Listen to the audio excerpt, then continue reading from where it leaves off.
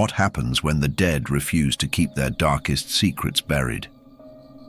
In the ancient Yamakawa cemetery of rural Japan, visitors discovered that some confessions are too terrible for even death to silence. Tonight, we descend into a place where marble stones bleed, whispered sins, and the boundary between guilt and madness dissolves like morning mist. Kenji Matsumoto had always found peace among the dead. As the caretaker of Yamakawa Cemetery, he preferred the company of weathered tombstones to living souls. The ancient burial ground, nestled between twisted pine trees and forgotten by time, had been his sanctuary for 15 years. The cemetery dated back 3 centuries, its oldest graves bearing names worn smooth by countless seasons. Moss-covered, stone lanterns stood like sentinels between the rows, casting dancing shadows that seemed to breathe with the evening wind. The air always carried the scent of incense mixed with something else, something Kenji couldn't quite identify, metallic and sweet. Everything changed on the night of the Autumn Moon Festival. As Kenji made his final rounds, checking that the ceremonial offerings remained undisturbed, he heard it. A sound so faint, he almost dismissed it as imagination. It was a whisper, soft and urgent, rising from beneath the earth. I never meant for her to disappear. The voice seemed to emanate from the tomb of Hiroshi Tanaka, a businessman who had died in a car accident 5 years prior. Kenji knelt beside the grave, pressing his ear to the cold stone. The whisper came again, clearer now, filled with anguish that made his skin crawl. She trusted me, but the money... I needed the money. Kenji's hands trembled as he backed, away from the grave. In 15 years, he had never experienced anything like this. The dead were supposed to rest in peace, not confess their hidden sins to the living world above. But as he turned to leave, another voice joined the first, then another, and another.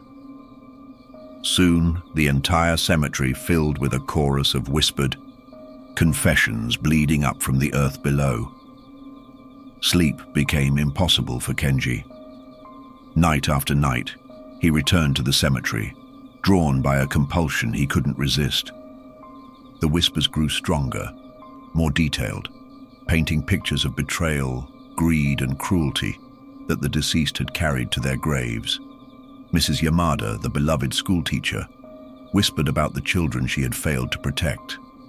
Mr. Sato, the respected doctor, confessed to mistakes that had cost lives. Each revelation was more disturbing than the last, and Kenji began to realize a terrible truth. The dead weren't confessing randomly. They were confessing to him specifically. The cemetery itself seemed to change. The stone lanterns flickered with an inner light that had nothing to do with electricity. The carved names on tombstones appeared to shift and writhe when viewed from the corner of his eye. Most disturbing of all, Kenji noticed that his own reflection in the small shrine mirrors looked different, older, more haunted, as if the weight of all these confessions was aging him from within. One particularly dark night, as rain drummed against the ancient stones, Kenji discovered the source of the phenomenon. In the oldest section of the cemetery, where the headstones were so weathered their inscriptions had become illegible, he found a peculiar grave marker unlike any other. It was a simple black stone, perfectly smooth, with no name or date carved upon its surface. But as Kenji approached, words began to appear in the stone's dark surface, glowing with a sickly phosphorescent light. Here lies the weight of unspoken truth. Here rest the sins that poison the soul. Speak your burden and join our eternal confession. Kenji understood then that this wasn't a grave. It was a collector. Something ancient and hungry that fed on guilt and shame, drawing the final confessions from the dead and storing them like a twisted library of human weakness. The revelation should have terrified Kenji, but instead, he felt an overwhelming sense of relief. For the first time in his life, he wasn't alone with his own dark secret, the truth he had carried for 20 years, the reason he had chosen to live among the dead rather than the living. The car accident that had taken his sister's life hadn't been an accident at all. Kenji had been drinking that night, had been arguing with Yuki about money she had loaned him. In his anger and intoxication, he had grabbed the steering wheel, sending their car spinning off the mountain road. He had survived. She hadn't. And he had let everyone believe it was purely accidental. As the black stone pulsed with its unholy light, Kenji felt the words rising in his throat like bile. The confessions of the dead had weakened his resolve, shown him that he wasn't unique in his guilt. Everyone carried sins.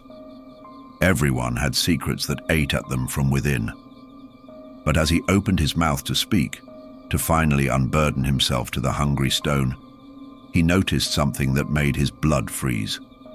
Carved into the earth around the black marker were hundreds of names.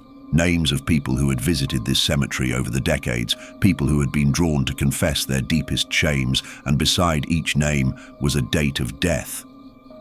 The stone didn't just collect confessions, it collected the confessors. Those who unburdened their souls to its dark surface found peace, but it was the peace of the grave. They joined the whispered chorus, their secrets becoming part of the eternal symphony of guilt that rose from the earth each night. Kenji stepped back from the stone, his confession dying on his lips. Around him, the whispers grew louder, more insistent, as if the dead sensed his hesitation and sought to encourage him to join their ranks. "Speak your truth," they urged. "Find your peace." But Kenji turned away from the black stone and walked toward the cemetery gates. Some burdens, he realized, were meant to be carried by the living. Some sins were the price of remaining in the world of breath and heartbeat, of maintaining the fragile barrier between the guilty living and the confessing dead. As he reached the cemetery entrance, Kenji looked back one final time. The whispers continued, would always continue, calling to those who carried the weight of unspoken truth. The cemetery would wait, patient and eternal, for the next soul seeking absolution. And somewhere in the darkness between the tombstones, the black stone pulsed with hungry light, adding Kenji's near confession to its collection of almost spoken sins, the most tantalizing secrets of all. If this story has left you questioning what secrets lie buried in your own past, make sure to hit that like button and subscribe for more psychological horror that will haunt your dreams. Share in the comments below. What would you do if you found a place that promised to take away your deepest guilt? Would you have the strength to walk away, or would the whispers prove too tempting to resist?